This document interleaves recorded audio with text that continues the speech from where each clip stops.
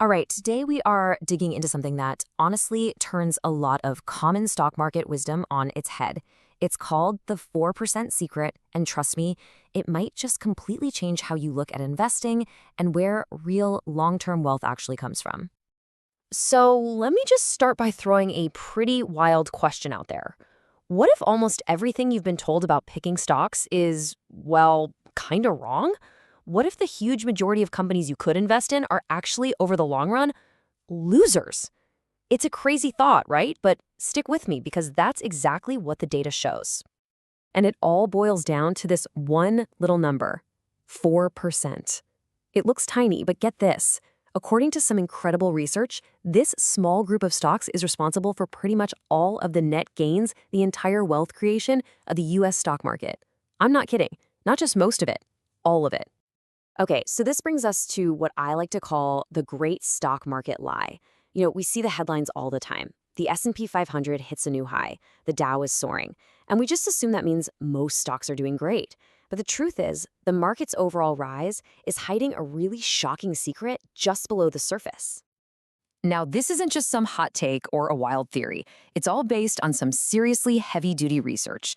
A landmark study went back and analyzed the performance of almost 26,000 U.S. stocks, all the way from 1926 up to the present day.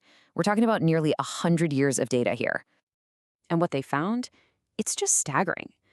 The study basically concluded that when you compare them to something as simple and safe as treasury bills, the huge majority of individual stocks just don't measure up. Over their entire lifespan, they actually failed to create any net wealth for investors. So you're probably asking, well, if most stocks are duds, where the heck does all the market's growth come from? And the answer is, it comes from a very, very small, very exclusive club of companies. So let's meet this elite 4%. These are the superstars, the massive outliers that perform so well, they literally drag the entire market average up with them. And this chart just says it all, doesn't it? Look at that huge gray area. That's 96% of all stocks, basically just treading water or sinking. All the action, all the real wealth creation is crammed into that tiny little green sliver. Just 4% of companies are doing all the heavy lifting. It's just wild. So what exactly are these incredible companies? Well, there's a name for them, elite compounders. And these aren't just companies having a good year. No. These are the rare birds that have what's called a durable competitive advantage. Think of it like a deep moat around their business that keeps competitors out. And that moat lets them generate amazing returns for decades. Just let this sink in for a second. Out of those nearly 26,000 stocks they studied, only about 1,000 companies, that top 4%, were responsible for 100% of the net gains. The other 25,000 stocks, put them all together and their performance was basically no better than stuffing cash under your mattress. Okay, so knowing this is fascinating, but the real question is, what do you do about it? Well, that brings us to the wealth creator's blueprint, and it requires a really big mental shift. You have to stop thinking like a gatherer, just picking up whatever you can find, and start thinking like a hunter who is actively searching for these very specific elite companies. And the blueprint is really a 3-step process. First, you've got to shift your entire mindset. You have to accept that not all stocks are created equal, not even close. Second, you start to filter everything for quality. You're looking for those businesses with the deep moats. And third, you go on the hunt. You actively seek out that tiny group of elite compounders. And here's the absolute key. The whole goal changes. It's not about owning a little bit of everything anymore.